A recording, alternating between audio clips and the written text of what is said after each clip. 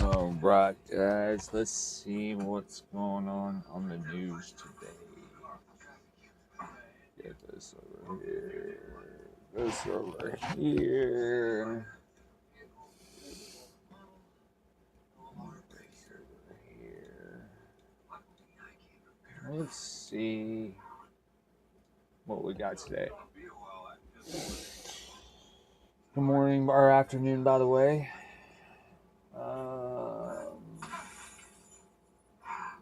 I always like to flip through here, man, and just kind of see what's going on. You get the best news on YouTube for some reason. At least I do. I feel like I get the best news on YouTube, but you never know.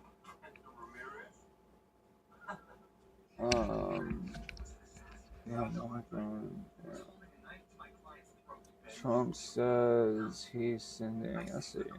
Let's watch this. At Denny's, we do breakfast right.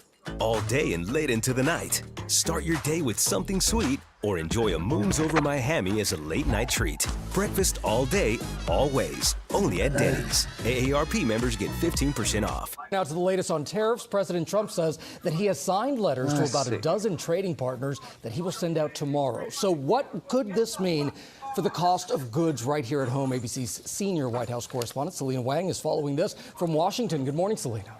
Hey, Gio, good morning. The bottom line here is get ready for more tariffs. President Trump says starting tomorrow, he'll be sending letters to countries around the world, setting the individual tariff rate that each one will face, and about a dozen letters are expected to go out tomorrow. So for some context here, let's just step back a little. Remember that back in April, President Trump had imposed these steep tariffs on scores of countries. But after the markets tanked, President Trump reverse course and pause those tariffs for 90 days to allow for negotiations.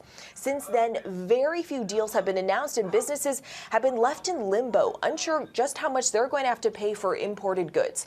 So now Trump is saying, though, that these tariffs could range from 10% to a staggering 70%. That is even higher than the rate that he initially proposed.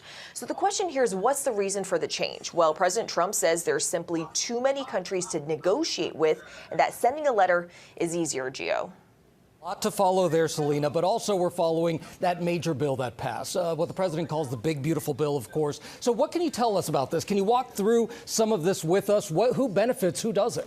Yeah, Gio, well, there's a lot to get into. This bill is nearly 1,000 pages long, but analysis from the Nonpartisan Congressional Budget Office finds that the wealthiest Americans will benefit the most, while the lowest income households could lose critical support. So first, if we look at taxes, this bill extends President Trump's 2017 tax cuts, and then workers who get tips or overtime will get a temporary tax break.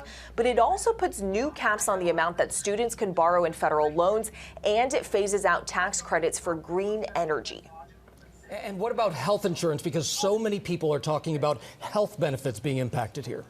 Yeah, and this is absolutely critical. Experts say that this is the biggest rollback in federal health support in history. The bill slashes funding for Medicaid, which is estimated to force 11.8 million Americans off of their health care coverage over the next decade. And health experts, Gio, say that. So look, for all the people that think that he did that, not take into consideration that some people need Medicaid. The reason he did that is because people abuse Medicaid. People abuse the fact of having, I mean, I don't know, it's kind of like a catch-20.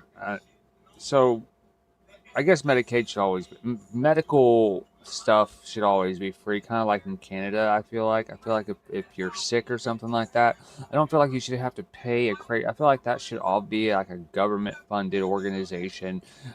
Anything that has anything to do with our health and things like that, because when you pay doctors like you pay them, and hospitals like they pay them, like through insurance companies and with your own personal cash, like I do, I pay cash for my labs and for everything. They're like salesmen in lab coats. That's how I feel about that. So whatever that, that's how I feel about it. I mean, so by them doing this, I mean, yeah, it kind of sucks, but hell, I've never had Medicaid. I feel like Medicaid should only be for, like single mothers, the elderly, not for middle-aged people that can, go out and get their own health insurance or pay for it or whatever. So, but the way our medical stuff is designed here in the States, I mean, it is what it is. The biggest effect there will mostly come from work requirements, not because people aren't working, but because the added red tape and paperwork could cause people to lose their health care. They also expect people to lose access from local health centers shutting down. It also makes it harder for people to get covered under the Affordable Care Act, and it further cuts funding for food assistance programs, Gio. All right, so much to work through there. All right, Selena Wang, thank you so much for your reporting. And Gio, President Trump's so-called big, beautiful bill is now poised to kick his immigration crackdown into high gear. The measure injecting a historic $170 billion into detention and deportation efforts. It also adds funding for the border wall and $100 billion for immigration and customs enforcement, an effort to meet Trump's goal of deporting 1 million undocumented immigrants this year. Just change and stay on tuned their to This own. Week later this morning. George Stephanopoulos speaks exclusively with Steve Myron, chairman of the White House Council of Economic Advisors, and former Treasury Secretary Larry Summers about the potential impact of President Trump's mega bill. Plus, Dr. Richard Besser discusses.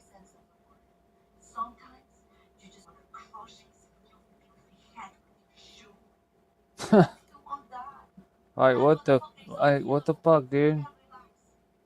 Why are you changing the resolution? I'm not changing it. You're changing it. Like, literally. I haven't changed the resolution. It's been at 1080p.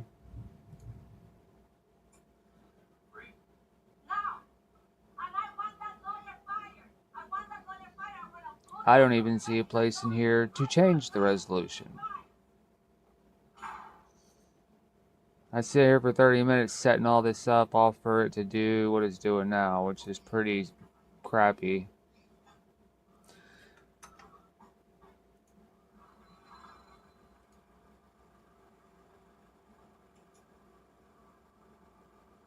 Yeah, I don't know why the resolution's like that. It says 1080p, but you're not saying 1080p, so I have no clue. Nobody watches this bullshit.